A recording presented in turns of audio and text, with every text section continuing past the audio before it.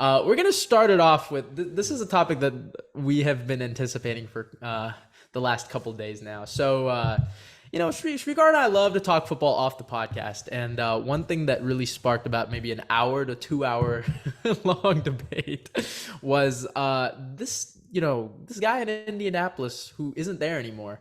Frank Reich was fired by the Colts, I believe Monday morning.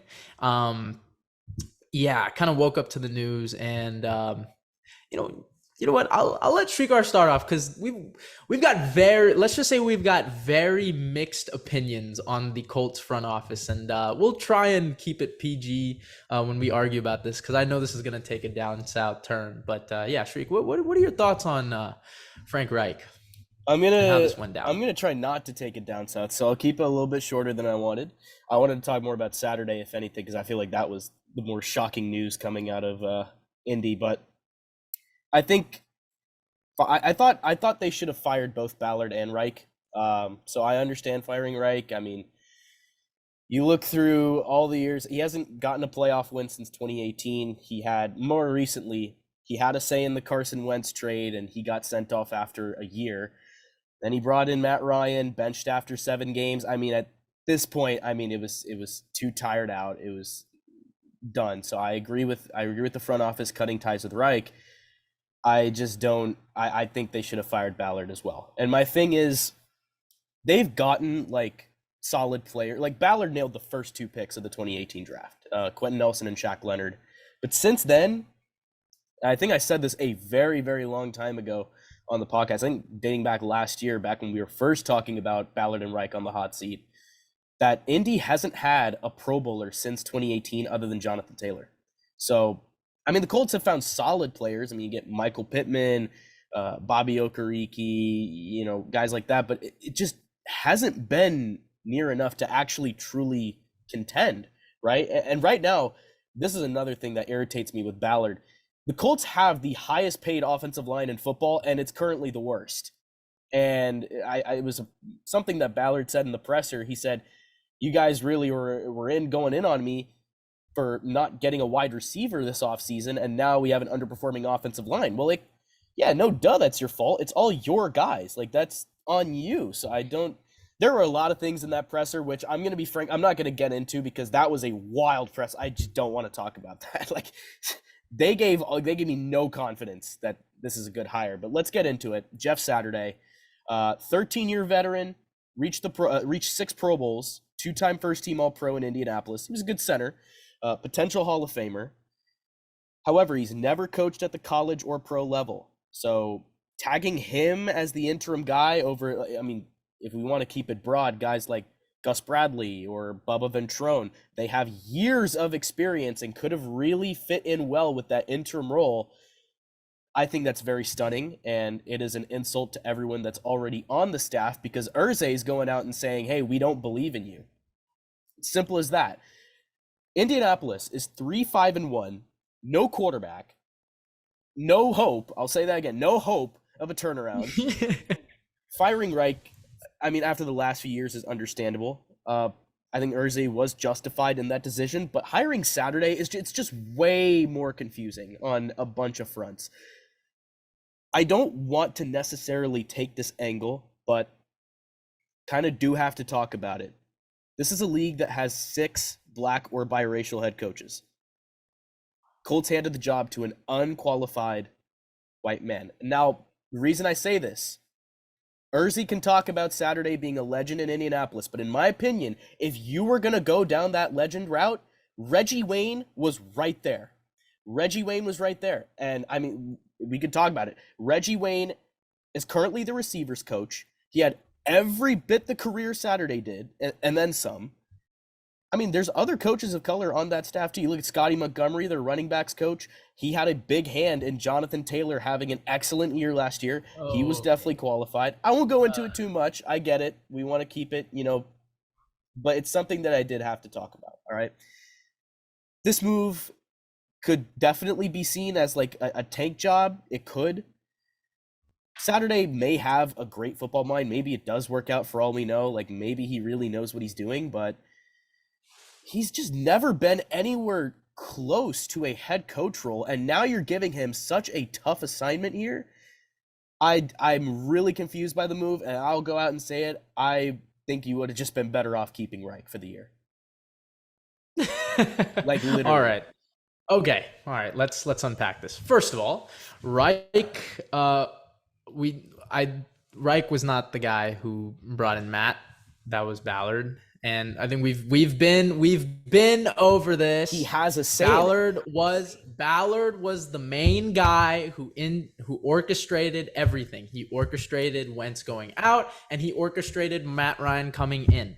Chris Ballard is a power-hungry, very selfish general manager who does not want to share the blame, but always wants the credit. That is who he is. People around the Colts have said this. Even Pat McAfee has said this. Chris Ballard is not a good person. All right. Now that I have said that, look, Frank Reich, as Srikar mentioned, has not had a playoff win since 2018, though he failed to casually mention that he has 4 winning seasons in 5 years. But, that's okay. With contending teams. With 5 different starters at quarterback every single year. All right. Now, Frank Reich is gone. Nothing I can do about it. As much as I want to defend him, he is not in office anymore. I personally think he was the scapegoat. I think a lot of Colts fans in the NFL world will agree with me there. Frank Reich is a really good head coach. I really hope he lands on his feet, and I think he will. That being said, what are you doing? I mean, Jeff's really like that. What kind of message does that say to your players? This was supposed to be a team, first of all, that everybody expected to win their division, right? Everybody expected the Colts to win this division coming into 2022. They had a really good defense. They were 9-8 last year. They won 9 of their final 13. Again, Shaq Leonard was playing at a great level. Jonathan Taylor was a Pro Bowl running back, all-pro type of caliber player. Quentin Nelson was having the year of his life. I mean, everything. This was supposed to be a team that was supposed to be an upgraded quarterback, right? That was supposedly the case, right? That was from 9 wins, getting an upgraded QB. That obviously led to a lot of predictions for the Colts winning the division, being a potential top 5 team in the AFC. All right. They have a rocky start. The right side of the offensive line goes injured, and then they can't block to save their lives. Offense is really stagnant. They really can't do anything, and as a result, they fired Frank Reich. Now what do? They hire a guy with no experience and won 3 out of 10 games as a high school head coach in 2020. What type? See, like he went 3-7. What kind of front office is this? How do you tell me that? Okay, Chris Ballard and Jim Irsay are good friends. They are personally related to each other. They have good relations with each other. They are part of every decision that goes down in the Colts front office. I do not believe Chris Ballard should be there anymore if the Colts want to ever succeed. Chris Ballard is the guy, and Jim Irsay are the 2 guys that deserve 100% of the blame, in my opinion. I really don't know where the Colts go from here. I mean, this is just a terrible move. I don't know. I mean, like this is 3. They're 3-5-1. That is not the end of the world, in my opinion. You should have kept Reich for the end of the year, even if you let him go. And personally, I don't think they should have, but here's how it works, right? You've got a power-hungry GM. You've got a power-hungry owner who doesn't want to just sit idle. What is the head coach going to do? He's not going to overpower 2 guys who are that high up in the office. So, look, I can say it all I want. I don't think I'm ever going to get Srikar's mind to change. He doesn't think Frank Reich's a good head coach. I do.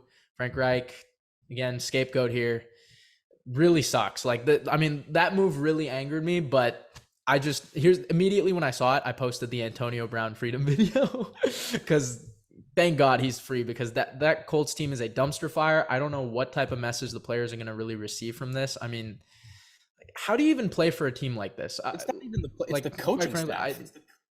I really don't like I don't like where the Colts are going. I mean, this is supposed to be a stable franchise. Doesn't really look like it, and I think it really comes down from the top to the bottom. Anything else on it? You talk about the message to the players, but I think it's just more so a message to the coaching staff. Like, they don't trust anyone. To go out and get Jeff Saturday as your interim over, as I said it, there were qualified guys there. What does that say? What does that really say? Like, if I'm a Colts staff member, I am furious right now. Furious. I don't know. Look, I don't know how you can sit up here and say that a head coach who's had 4 winning seasons with different quarterbacks every year is a bad head coach and deserves to be fired. I cannot. Bad. It's just it's fine if he was let go. I no. What regardless I of what you think, you're not the GM, right? The Colts are the ones who did this. I cannot understand it. I really do not see a scenario where Frank Reich deserves to be fired. He's done I have never seen a head coach start off in their first 5 years with 5 different quarterbacks. That is just unfathomable. 5 different quarterbacks is the reason he's gone. They've never been able to find the guy, and that is the problem. That's why he's gone. That's on Ballard. That's on him to find a guy. They've okay. First of all, Luck retired. That's nothing you can do about it. But to spend nothing in the draft, I mean, or to at least you keep hopping from quarterbacks. Who has a say in that? And have shown Frank Reich. No, Ballard. It's the draft.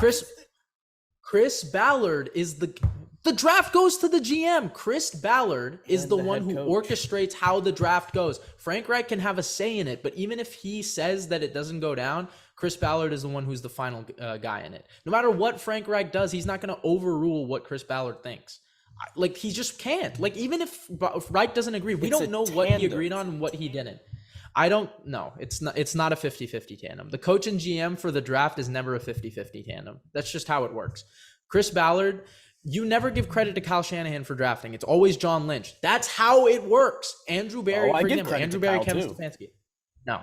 I give credit to Kyle too. Trey Lance was literally Kyle's guy. No, drafting was all Chris Ballard. Frank Reich is a personnel head coach. He's not a player's head coach. I cannot put the blame on Frank Reich for the quarterback problems. I can't. I can only put it on how the offense has produced, and I have seen a top 10 offense a majority of the years he's been a head coach. I cannot put For me, my breaking point was Carson Wentz. Think about what they gave up for Carson Wentz. We both know Frank Reich wanted Carson. Yes, and he got sent off after a year. But I don't blame him for that move. I think it would. I think it was his decision. It was his idea. They were okay. If Carson Wentz doesn't injure his foot in the first 4 weeks of the year, they get a win. If they beat Jacksonville, they make the playoffs. Have you seen Carson Wentz this year? I don't go off I can't. They're 1 win away. You named the season as a failure for going 9-4 down the stretch. Yeah, because look how they ended it. No, you're the way they ended it. It can't. I don't give that a failure. 27-7 is not a failure in my book. I can't. How is that a failure? How is 27-7 a failure? Because we've seen what Carson Wentz did this year. He got benched. Or no, he didn't get benched. He got hurt. But he was pretty much he was not any better. He was top 3 in passing yards. I can't. Yards? With the worst offensive line. With the worst offensive line in football prior to his injury. He was then still the Colts giving took us it over. Inconsistency. That would have continued with Indianapolis, leading to a demise that was just delayed. I think it was a bust of a move. They sent him off after a year, which you could say it's Ballard all you want, but it falls on Reich too because he's the one who wanted Carson in the first place. I don't think it would have gotten any better. I genuinely don't. They either end up going 9-8 again, or they do worse. Okay, again, you're saying right now that they would have the worst offense in football. They would have the most turnovers in football. They would have the least points scored in football with Carson Wentz at the helm. I just want to hear that. For this year, all I'm saying is they would have had the exact same record. No. Yes, for this year. I don't care about his individual performance. They still would have not been that good. And ultimately, that's going to fall back on the guy who leads the team, the head coach. This is the larger point. It's not just Carson Wentz, it's the entire team. No, that's what I'm saying. The offense, yes, which is what Frank Reich controls. You're telling me they would still be the worst in football with Carson Wentz? They wouldn't be an amazing unit. They wouldn't make wholesale changes. Would they be the worst offense in football? No, they wouldn't be the worst, but that's such a low bar to set. That's the bar they're at, and they're 3-5-1 with that. Okay, cool. So they go from 32 to 25. Congratulations. That would not have solved anything. Okay. What do you think they do? What do you think they should have done in this 2022 offseason? Yeah. Get a receiver. Okay. Get a So receiver. get a receiver. Okay, Okay. that's one. Make change. So they got Alec Pierce in the draft. We didn't know about they did. That didn't do anything. So It was in the second round. okay. So what would you? And So he what would you isn't- third round? What would you do? What would you do? I don't. I'm You're asking, what would missing you the do? larger. You're missing the big picture. So would I'm you? Okay, saying you would have gotten. It doesn't rid of matter Carson. what they You would have got. Wait, would you have gotten rid of Carson in the 2022 offseason? No, I would have kept him for another Like they year. did. I would have kept him for another year, but the thing is, I think it's justified. I think it's fine that they let him go because I don't think they would have been. They at least stood a better chance with Carson this is than a whatever's championship happening level this season. team. This is a playoff contending championship You just level said roster. it. They're a championship level roster and they're underperforming. Who does So this then, fall okay. on? No. So then, if this is a roster like that, would you keep? You're saying to keep Carson, right? You're saying you would keep Carson. It's probably You're it saying probably would have worked out better than whatever's going on right now. Okay. But So I'm you're not telling me saying the they fact would that have Carson is not there, the fact that Carson is not there, and the fact that they're underperforming is on Reich. Yes. Okay. I do not think so. Here's my thing though, because you're really confusing me here because the thing is, if they even I think if they had Carson, they would have gotten 9 or 8 or a little bit worse than that. I think they would have done the exact same, which currently is better than this 2022 iteration of the Colts. So would that have been enough to keep Reich's job safe? I don't think so. Because again, it's another season where you said it yourself, a championship level roster, and they still underperform. I think it falls down. You're right. So I think it falls down on getting a good quarterback. So, but what were the options available for Indy, right? Like you can't, like there's just nothing. There was like, a whole there was QB nothing carousel there. going on. They're not. Why would you give up picks for Russell Wilson, who's 34? I wouldn't have done it Because you I have wouldn't a have given- I wouldn't have- championship level roster. I wouldn't have done it. Not for Russ. I don't think Russ makes that team. Even at the caliber we thought he would be, I don't think you got 27-7 out of Carson Wentz, right? Like it's like that's good production. In a lot of the games, Carson Wentz played well. The one he needed to play well in, which was Jacksonville, he didn't. Obviously, you can give him as much as you want for it. I'm not going to defend That him matters for it. more than every other game that didn't matter as much as that. I'm sorry, Right, it overshadows a lot. Okay. All right. So you're saying right now that any other quarterback would have done better than 27-7. Not at all. But how do we know that Carson would have done 27-7 again? It's That's like a good we're point. playing a weird game. I think he would have. I think they would have been better. I think they would have been better with Carson as a second year. I think he would have learned the offense. He would have been more familiar with the offense. I think the team as a whole comes back. It's the same unit. You don't have to reshuffle your offense with a new quarterback. I think they would have done. I think they would have been fine. I think they would have done because Matt Ryan, you saw him. have- You saw him play. Matt Ryan was awful. He could not escape the pocket to save his life. He couldn't climb. He couldn't throw down the field. I mean, this was a mess, right? Like Pittman towards the second half of the year was doing great in 2021. I mean, like this was a terrible. Like, look, Jonathan. They're just stacking the box because Matt can't throw down the field. Like that's why Jonathan's not being able to perform. At least Carson could throw it there, right? So you limit yourself a lot. And I think the whole thing with Ballard and Irsay was they keep making moves so the Colts stay relevant, right? Because at the end of the day, sure, it's a championship level roster, but you only go as far as your quarterback in this league, right? So, and I don't think Carson takes him to a Super Bowl, right? I think we both agree there, but there was no quarterback available I thought that was going to take you there. Listen, this will be my final say on it. I also think they would have been better with another year of Carson.